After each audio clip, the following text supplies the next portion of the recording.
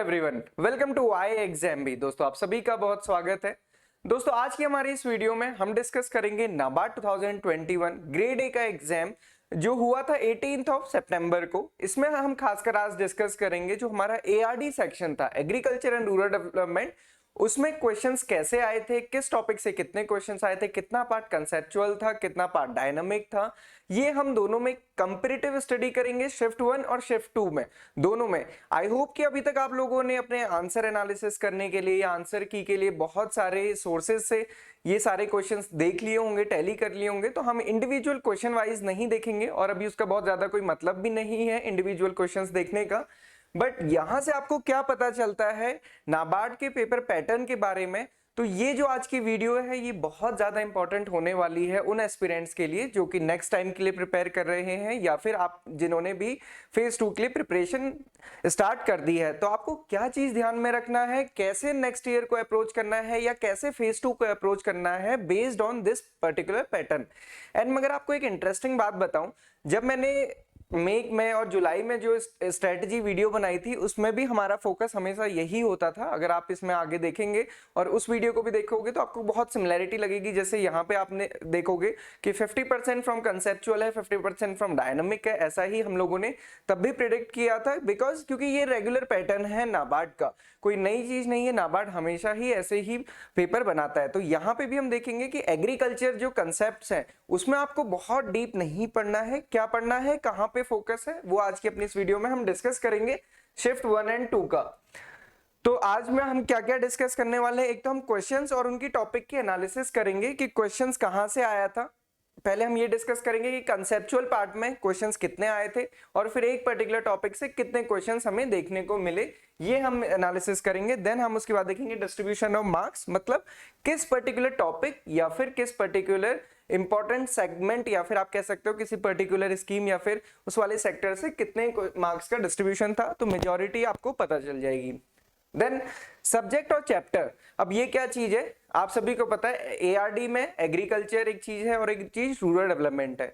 Again agriculture में भी conceptual and dynamic part है, रूरल डेवलपमेंट में भी कंसेप्चुअल एंड डायनामिक पार्ट है। और आपने ये देखा कि जो रूरल डेवलपमेंट है उसमें कोई ऐसा कंसेप्चुअल क्वेश्चन नहीं आता है, एग्रीकल्चर से कंसेप्चुअल क्वेश्चन आते हैं और बाकी क्वेश्चन डायनामिक रहते हैं। तो ये भी आज हम इसमें देखेंगे।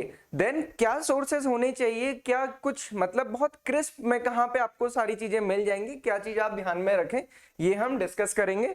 और फाइनल में हम जब दोनों को कंपैरिजन करेंगे तो उसके बाद हम ये स्ट्रेटेजी डिसाइड करेंगे कि आपको कैसे फेज 2 के लिए प्रिपेयर करना है या फिर अगर आप नेक्स्ट ईयर 2022 में एग्जाम देंगे तो कैसे अभी से चीजों को माइंड में रख के प्रिपेयर करें। तो सबसे पहले हम डिस्कस करेंगे शिफ्ट 1 का। मैंने आपको बताया कि पहले हम डिस्कस करेंगे दोनों को, शिफ्ट 1 एंड शिफ्ट 2, और फिर एक शिफ्ट में भी हम ये डिस्कस करेंगे कि कितने क्वेश्चन कंसेप्चुअल से थे, कितने डायनामिक से। तो शिफ्ट 1 की भी हम बात कर रहे हैं, यहाँ पे आप देखो कंसेप्चुअल क्वेश्चन अराउंड 20 आए थे। This is based on the memory based question paper. तो जो मेमोरी बेस्ड क्वेश्चन पेपर है उसके बेसिस पे हमने ये बनाया है। ऊपर नीचे चीजें हो सकती हैं क्योंकि ये मेमोरी बेस्ड ही है, तो जैसा हमें बताया वैसा हम लोगों ने बनाया है बेसिकली, और आप लोगों ने भी देखा होगा मोर और लेस यही पैटर्न रहता है। देन सब्जेक्ट के और चैप्टर की बात करें, ये हम बात कर रहे हैं किसमें, कंसेप्चुअल पार्ट में। तो मैंने पहले भी आप लोगों को बताया है कि देखिए बीएससी एग्रीकल्चर का सिलेबस तो बहुत बड़ा है ना, 4 साल की डिग्री प्रोग्राम है तो वो सिलेबस बहुत बड़ा है, उसको आप नहीं पढ़ सकते और वो ना ही पूछा जाने वाला है। वो खुद अगर आप सिलेबस भी देखोगे और टॉपिक्स भी देखोगे तो उसमें वो पूरा 4 साल का सिलेबस नहीं मेंशन है, तो बहुत ज्यादा इन डेप्थ उसकी स्टडी करने से भी कोई फायदा नहीं होता। ये चीज आप यहाँ पे भी देख सकते हो, जो इस बार का पेपर हुआ था इसमें एग्रोनॉमी के 5 क्वेश्चन थे और वो क्वेश्चंस भी कैसे थे, उसमें किसी को क्रॉप प्रोडक्शन नहीं पूछा था, कोई स्पेसिंग नहीं पूछी थी, कोई सीड रेट नहीं पूछा था, कोई वैरायटी नहीं पूछी थी जिसमें बहुत ज्यादा टाइम जाता है। बेसिक पूछा था क्रॉपिंग सिस्टम। तो क्रॉपिंग सिस्टम होते हैं ना, जैसे इंटर क्रॉपिंग है, मिक्स क्रॉपिंग है, ये सारे जो अल्टरनेट मैकेनिज्म होता है क्रॉप अरेंजमेंट का फील्ड में, उससे क्वेश्चन थे। तो ये हमने जब हम अपने पहले भी वीडियोस बनाते हैं क्वेश्चंस आंसर से रिलेटेड या कंसेप्ट से रिलेटेड, तो उसमें सबसे ज्यादा हम फोकस इसी पे करते हैं और ये हर एग्जाम के लिए इंपॉर्टेंट है जहां पे थोड़ी भी एग्रीकल्चर पूछी जाती है।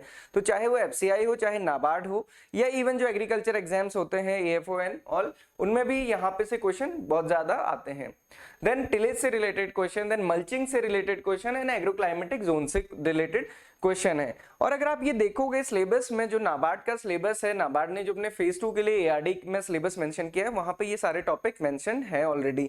तो अगर आप उसको पूरा अपना पैरामीटर बना के उस पे बिल्कुल फोकस होके चलते हैं तो आपकी ये सारी चीजें कवर होती हैं। देन जो सेकंड इंपॉर्टेंट है दैट इज सॉइल साइंस। तो सॉइल साइंस से भी 4 क्वेश्चन थे। फर्टिलाइजर से रिलेटेड, न्यूट्रिएंट रिलेटेड क्वेश्चंस होता है। टाइप ऑफ सॉइल से हमेशा क्वेश्चन होता है। शिफ्ट 1 में रेड सॉइल से था, शिफ्ट 2 में आप देखोगे वो ब्लैक सॉइल से रिलेटेड क्वेश्चन था। देन ह्यूमिडिटी मेजरमेंट या फिर इस टाइप से कुछ एग्रोमेट्रोलॉजी से रिलेटेड क्वेश्चंस भी पूछे जाते हैं। देन यूरिया में नाइट्रोजन का परसेंटेज कितना है, इस टाइप के क्वेश्चन सॉइल साइंस से रिलेटेड पूछे गए थे। तो आप यहाँ पे भी देखोगे तो बेसिक है, कोई बहुत ज्यादा इन डेप्थ स्टडी की जरूरत नहीं है। टेक्सोनॉमिक या क्लासिफिकेशन या सॉइल केमिस्ट्री, सॉइल फिजिक्स पढ़ने की जरूरत इसमें भी नहीं है। देन इरिगेशन के 2 क्वेश्चन थे। एक तो सबसे जो कॉमन क्वेश्चन रहता है कि इरिगेशन जो प्रोजेक्ट्स होते हैं, मेजर प्रोजेक्ट है, माइनर प्रोजेक्ट है, मीडियम प्रोजेक्ट है, तो उसमें कितना एरिया रहता है, वही उसी से क्वेश्चन हमेशा पूछा जाता है। देन ड्रिप इरिगेशन से रिलेटेड क्वेश्चन। हॉर्टिकल्चर से रिलेटेड 2 क्वेश्चन। एक क्वेश्चन बहुत इजी की फ्रूट साइंस से रिलेटेड जो स्ट्रीम स्टडी करती है उसको हम क्या कहते हैं, तो उसको हम पोमोलॉजी कहते हैं। सिमिलर क्वेश्चन शिफ्ट 2 में भी पूछा गया था कि वेजिटेबल साइंस से जो डील करता है उस साइंस को हम क्या कहते हैं, या उस स्ट्रीम को हम क्या कहते हैं, तो ओलेरिकल्चर हम उसे कहते हैं। Then planting system, type of plantation जो हम ऑर्चार्ड का करते हैं फील्ड में, वो कैसा रहता है। देन फिशरी से रिलेटेड 3 क्वेश्चन थे। Potamodromous fish, fish processing, fast growing fish, इस टाइप के क्वेश्चंस को मिलेंगे। देन एनिमल हस्बेंड्री से रिलेटेड क्वेश्चन, तो एक क्वेश्चन पोल्ट्री से था। आप यहाँ पे देख सकते हो कि पोल्ट्री से क्वेश्चन था, एक कैटल एंड बफेलो ब्रीड से रिलेटेड, और एक जो बाकी हमारे goat, buffalo, goat and sheep and pig से रिलेटेड क्वेश्चन है। तो यहाँ पे शीप से पूछा गया था कि मेल शीप को क्या कहते हैं। तो आप देखोगे कॉन्सेप्चुअल क्वेश्चन 20 मार्क्स का था, और जो इसमें मेजर पोर्शन है वो केवल 4 चैप्टर से, agronomy, soil science, irrigation and horticulture. मैं आपको आपकी नॉलेज के लिए बताऊं, एग्रीकल्चर में 11 मेजर डिपार्टमेंट्स होते हैं, जिसमें से केवल ये 4 में ही हमेशा हर एग्जाम में फोकस होता है। कुछ इसके अलावा जो डिपार्टमेंट्स हैं जैसे प्लांट पैथोलॉजी है, प्लांट एंटोमोलॉजी है, जेनेटिक्स एंड प्लांट ब्रीडिंग है, एग्रीकल्चर एक्सटेंशन है, एग्रीकल्चर इकोनॉमिक्स है, इनमें बहुत ज्यादा फोकस नहीं रहता है। केवल इन 4 में ही हमेशा जनरल फोकस रहता है किसी भी एग्रीकल्चर एग्जाम्स के लिए। तो कभी भी आप प्रिपेयर करें, ये 4 आप जरूर पढ़ के जाएं, वो भी बेसिक, बहुत इन डेप्थ स्टडी नहीं। देन इसमें डायनामिक करंट या स्कीम वाला पार्ट अगर हम देखें तो स्कीम से रिलेटेड, स्कीम के नेम या ऑब्जेक्टिव या उससे रिलेटेड क्वेश्चन जो थे वो 8 क्वेश्चंस थे। स्कीम डेटा से रिलेटेड जिसमें कोई बजट या फिर टारगेट वगैरह पूछा गया था वो 3 क्वेश्चंस थे। रिपोर्ट से 4 क्वेश्चन थे, डेटा से 2 और मिसलेनियस 3 क्वेश्चन थे। तो अराउंड 20 क्वेश्चंस करंट में भी थे। तो आप देखोगे पेपर पूरा बैलेंस था, 20% कंसेप्चुअल से, 20% डायनामिक पार्ट से। स्कीम में अगर आप देखो तो एफपीओ पे था, पीएम प्रधानमंत्री गरीब कल्याण अन्न योजना, e NAM Atal Bhujal Yojana, Sujalam, MNREGA, PM KUSUM and operation greens. इन स्कीम से शिफ्ट 1 में क्वेश्चंस पूछे गए थे। स्कीम रिलेटेड डेटा तो केसीसी से रिलेटेड, इंटरेस्ट से रिलेटेड क्वेश्चन हमेशा पूछा ही जाता है। NRLM, interest subvention in SHG, ये क्वेश्चन पूछा गया था। देन रिपोर्ट्स के अकॉर्डिंग एग्रीकल्चर सेंसस से क्वेश्चन थे, आईएसएफआर पे क्वेश्चन था, हैंडलूम सेंसस एंड जो ये इमिशन गैप रिपोर्ट है इस पे क्वेश्चन पूछा गया था, जिसमें डेटा पूछा जाता है या फिर कंपैरेटिव की कौन सा स्टेट अच्छा है, कौन सा ऊपर है, कौन सा नीचे, इस टाइप से पूछा जाता है। देन डेटा से रिलेटेड लाइव स्टॉक जीबीए पूछा गया था, एपिडा एक्सपोर्ट एंड मिसलेनियस में ITC, each of all and सहबीज, इस टाइप के जो स्टेट गवर्नमेंट स्कीम्स या फिर प्राइवेट इनिशिएटिव्स होते हैं उससे क्वेश्चन पूछे गए थे। तो ये ओवरऑल जिस्ट था जो हमारा शिफ्ट 1 था। शिफ्ट 1 का ओवरऑल जिस्ट हमने देखा कि 20 क्वेश्चंस हमारे कंसेप्चुअल एंड 20 क्वेश्चंस हमारे डायनामिक, और उसमें भी कौन कौन से टॉपिक थे ये हमने देख लिया। अब हम आगे देखते हैं शिफ्ट 2 की। अगर हम बात करें उससे पहले मैं आपको बता दूं कि नाबार्ड ग्रेड ए का जो फेज 2 है उसकी प्रिपरेशन कई स्टूडेंट्स ने ऑलरेडी स्टार्ट कर दी है। अगर आप अभी भी नहीं स्टार्ट आपने किया है तो आप अभी से स्टार्ट करें, क्योंकि रिजल्ट आने के बाद बहुत ज्यादा टाइम नहीं मिलता है। आज की डेट में अभी 29 सितंबर को जब अभी रिजल्ट नहीं आया है, तब बहुत मुश्किल भी होता है हर किसी के लिए पढ़ना कि जब तक रिजल्ट नहीं आया तो शुरुआत कैसे करें। बट स्टिल आप कुछ कुछ चीजें पढ़ सकते हैं, क्योंकि आप ऐसा तो नहीं है कि कोई भी बच्चा एक ही एग्जाम दे रहा होगा, आप कई सारे एग्जाम्स की तैयारी साथ में कर रहे होंगे। तो इंग्लिश हमेशा एक कॉमन सब्जेक्ट रहता है, तो आप उसकी तैयारी कर सकते हैं। एंड आई एग्जाम भी से तैयारी करने का आपको सबसे बड़ा फायदा ये है कि अगर आपको अभी भी लगता है कि यार आई एम नॉट श्योर कि क्या रिजल्ट होगा, तो मैं अभी से क्यों परचेज करके तैयारी करूं। तो अगर आपको ऐसा डाउट मन में है तो उसके लिए आई एग्जाम भी आपको 100% गारंटी देता है कि इन केस अगर आपका नहीं होता है तो आपको 100% रिफंड मिल जाएगा। For phase 2। आप अगर अभी कोर्स लेते हैं और अगर आपको आपका सिलेक्शन नहीं हुआ है ना, आप चाहते हैं कि आपको रिफंड, तो आपको 100% रिफंड आपको मिल जाएगा एंड अभी आप इसको ले सकते हैं। एंड अभी हमारा बिग बी डेज ऑफर भी चल रहा है जिसमें आपको 42% ऑफ मिलेगा। एग्जाम बी से आपको प्रिपरेशन करने का फायदा क्या है, आपको यहाँ पे 5 मॉक मिलेंगे for ESI, 5 for ARD and 5 for English descriptive. तो ये डिस्क्रिप्टिव के लिए भी यहाँ पे मिलेंगे और 5 के 5 मॉक टेस्ट आपके चेक किए जाएंगे बाय द एक्सपर्ट फैकल्टी और उसमें आपको पर्सनलाइज्ड फीडबैक दिया जाएगा फॉर इंडिविजुअल क्वेश्चन। तो इंडिविजुअल इवैल्यूएशन और पर्सनलाइज्ड फीडबैक मिलेगा। उसके अलावा आपको ये सारी चीजें यहाँ पे मिलेंगी, video lesson, notes, test, live session and interview guidance. तो आपने अभी तक ज्वाइन नहीं किया है तो आप जरूर ज्वाइन करें एंड अभी से पढ़ाई अपनी स्टार्ट करें। देन शिफ्ट 2 की अगर हम बात करें, कंसेप्चुअल में हम यहाँ पे देखें, यहाँ पे 22 क्वेश्चंस थे अराउंड। तो मोर और लेस अब यहाँ पे भी आप देखोगे तो 50-50% का ही रेशियो था जैसा शिफ्ट 1 में था। तो शिफ्ट 1 में भी यही अप्रोच थी एग्जाम में और यहाँ पे भी यही थी। एग्रोनॉमी में आप देखोगे यहाँ पे 10 क्वेश्चंस थे। यहाँ पे हमने जो जितना भी पार्ट आता है चाहे एग्रो फॉरेस्ट्री का आता है वो भी इसमें ही इंक्लूड किया हुआ है। यहाँ पे क्रॉपिंग सिस्टम से क्वेश्चन था, tillage related question, farming system से रिलेटेड 2 क्वेश्चन थे कि सिंपल एक क्वेश्चन तो ये था फॉरेस्ट्री एंड पास्चर वाले लैंड को हम किस टाइप का सिस्टम कहते हैं। फॉर्डर क्रॉप है, फार्मिंग क्लासिफिकेशन है। देखिए फार्मिंग सिस्टम और क्रॉपिंग सिस्टम दोनों में बेसिक डिफरेंस होता है, मैंने आप लोग को पहले भी बताया था। Cropping system is crop arrangement, field में हम कैसे क्रॉप्स को अरेंज कर रहे हैं कि हम पैडी लगा रहे हैं फिर वीट लगा रहे हैं उसके साथ में इंटरक्रॉपिंग कर रहे हैं, that is cropping system. Farming system क्या होता है, जब हम एग्रीकल्चर के साथ बाकी एंटरप्राइजेस भी कर रहे हैं, चाहे आप मान लीजिए क्रॉप प्रोडक्शन के साथ आप पैडी एनिमल हस्बेंड्री कर रहे हैं या फिर कुछ duck rearing, poultry farming, fisheries, agroforestry ये कर रहे हैं, तो this comes under the farming system. Cropping system में केवल क्रॉप का अरेंजमेंट फील्ड में ये आता है। देन फॉर्डर क्रॉप से रिलेटेड क्वेश्चन थे, farming classification based on the rainfall. तो वो जो ड्राईलैंड एग्रीकल्चर की जब हम बात करते हैं उसको क्लासिफाई किया जाता है 3 क्लासेस में, dry farming, dryland farming and the rainfed farming. तो उससे रिलेटेड क्वेश्चन यहाँ पे पूछा गया था। Seed dormancy, bench terracing, chap cutter, tree process, इस सारी चीजों से क्वेश्चंस यहाँ पे आपको पूछे गए थे। तो मोर और लेस अगर आप एग्रोनॉमी में क्लासिफाई करें तो 10 क्वेश्चन पूछे गए थे। ऑल्दो इसमें कुछ एग्रीकल्चर इंजीनियरिंग या फिर जो हमारी कमर्शियल क्रॉप है उसका भी पार्ट है। सॉइल साइंस में 3 क्वेश्चन थे, ब्लैक सॉइल से, सॉइल न्यूट्रिएंट से और ड्रिजलिंग से रिलेटेड। जैसे मैंने आपको बताया एग्रोमेट्रोलॉजी से भी कोई ना कोई क्वेश्चन हमेशा पूछा जाता है, तो एक क्वेश्चन वहां भी था, एक क्वेश्चन यहाँ भी था।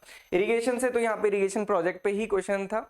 हॉर्टिकल्चर से related flower land, vegetable pruning, इस टाइप से क्वेश्चन था। सिंपल क्वेश्चन तो यही था कि वेजिटेबल की स्टडी को हम क्या स्ट्रीम कहते हैं, तो that comes under the olericulture. जब वहां फर्स्ट शिफ्ट में पूछा गया था पोमोलॉजी, सेकंड शिफ्ट में पूछा गया था ओलेरिकल्चर।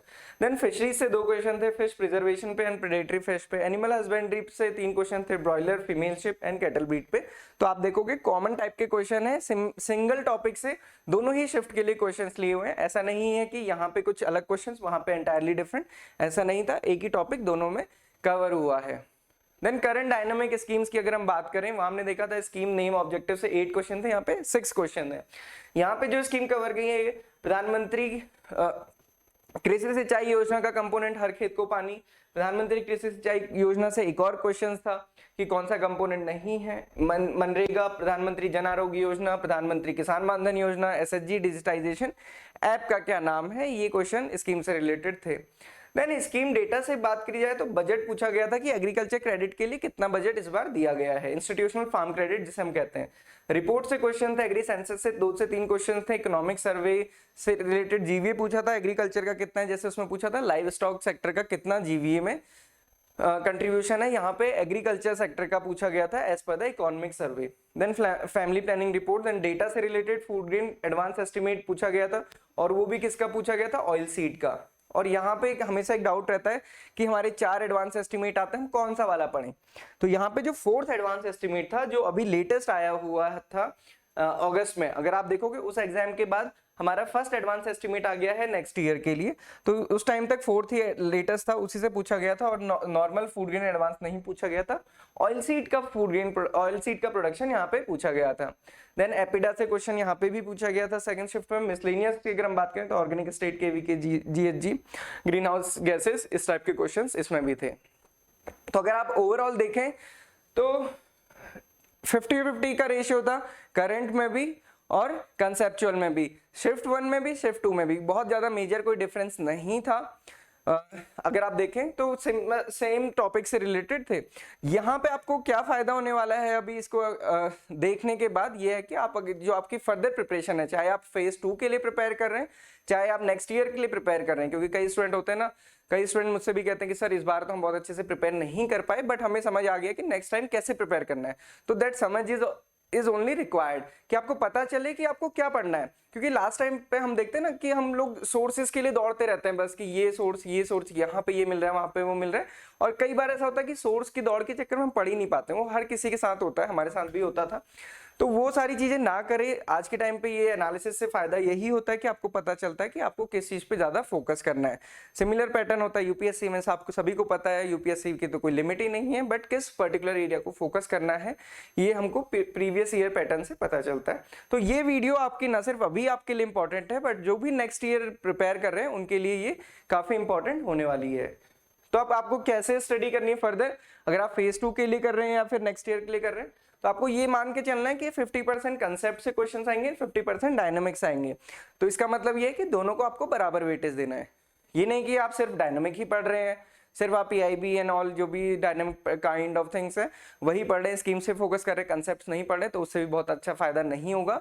क्योंकि आपको देखना है कि मेरिट भी हमारी इसी सेक्शन पे डिपेंड करती है, एआरडी प्लस ईएसआई प्लस जीए, तो इन तीनों पे ही करती है। तो इसके लिए आपको दोनों ही बराबर पढ़ना पड़ेगा।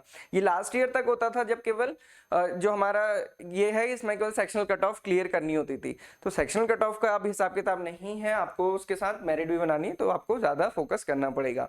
डायनामिक में तो स्कीम्स रिलेटेड और data and reports related to ARD पढ़ना है, इससे ज्यादा बाहर जाने की जरूरत नहीं है फॉर एआरडी, बट ईएसआई के लिए आपको वो सारी चीजें भी पढ़नी पड़ेंगी। कंसेप्चुअल में जैसे मैंने आपको बताया एग्रोनॉमी और सॉइल साइंस को ही फोकस करना है। एलाइड पार्ट भी इंपॉर्टेंट है, फिशरीज और एनिमल हस्बेंड्री खासकर वो आप जरूर पढ़ के जाएं। एग्रोफॉरेस्ट्री से बेसिक क्वेश्चन आता है, वो हमारा फार्मिंग सिस्टम या फिर क्रॉपिंग पैटर्न में ही हम लोग कवर करते हैं। Then very basic knowledge is required. जो कंसेप्चुअल पार्ट है उसमें बेसिक नॉलेज है। आपने देखा कि कोई भी इन डेप्थ स्टडी नहीं पूछी गई थी, सॉइल फिजिक्स, सॉइल केमिस्ट्री या फिर बहुत जो डीप एनालिसिस होती है वो नहीं पूछा गया था। तो ये मेरी रिक्वेस्ट है, कई बार हमने देखा कि स्टूडेंट्स वो बुक्स परचेज करते हैं जो बीएससी एग्रीकल्चर के लिए होती हैं, या फिर बीएससी एग्रीकल्चर स्टूडेंट्स के एमएससी एंट्रेंस या वो सारे के लिए बुक्स होती हैं। तो उन बुक्स से कोई बहुत ज्यादा फायदा नहीं होगा, बल्कि आप डिमोटिवेट हो जाएंगे कि इतना सारा चीज ये क्या क्या है आपको समझ नहीं आएगा। Then no need to study in depth agriculture and concepts. तो मैंने आपको बता दी कि बहुत ज्यादा डीप स्टडी नहीं करनी है, आपने केवल एग्जाम निकालना है। तो आपको बेसिक अंडरस्टैंडिंग होनी चाहिए, एग्रीकल्चर क्या है, कैसे होता है, एंड रूरल डेवलपमेंट क्या है, और गवर्नमेंट उसके लिए क्या कर रही है, क्या हमारे चैलेंजेस हैं, कैसे उनको हम दूर कर सकते हैं। अगर आप इतना चीज को पूरा फ्रेम करके पढ़ते हैं तो देन डेफिनेटली आप क्लियर कर पाते हैं। स्ट्रेटजी क्या होनी चाहिए, फोकस करना अपने एग्रोनॉमी और सॉइल साइंस में, एआरडी की स्कीम्स एंड रिपोर्ट्स पे, 3 मंथ का PIB and GA is important. जैसे आपने अभी भी देखा, इस बार जो क्वेश्चंस पूछे गए थे उसमें सिंपल पूछा गया था कि as per the newspaper report of the August या as per the newspaper report of September. तो 3 महीने का PIB and GA is important. 3 महीने के पीआईबी में भी आपको मैं बताऊं कि जब भी पार्लियामेंट सेशन में होती है उस टाइम पे मिनिस्टर आंसर करते हैं हर क्वेश्चन के लिए, तो उसमें लगभग सारी स्कीम का स्टेटस हमें पता चल जाता है। तो आप मैक्सिमम अपने क्वेश्चन अगर देखोगे जुलाई 15 से अगस्त 15 तक जब पार्लियामेंट सेशन में थी, इस बीच में पीआईबी का अगर आप खोल के देखेंगे तो आपके जितने भी डायनामिक क्वेश्चंस हैं सारे के सारे यहाँ से कवर हो जाएंगे, कोई भी क्वेश्चन आपका नहीं छूटेगा। तो अब ये जो पार्लियामेंट जब सेशन में होती है वो आप जरूर ध्यान में रखें आपके एग्जाम से पहले जब भी ये रहेगा।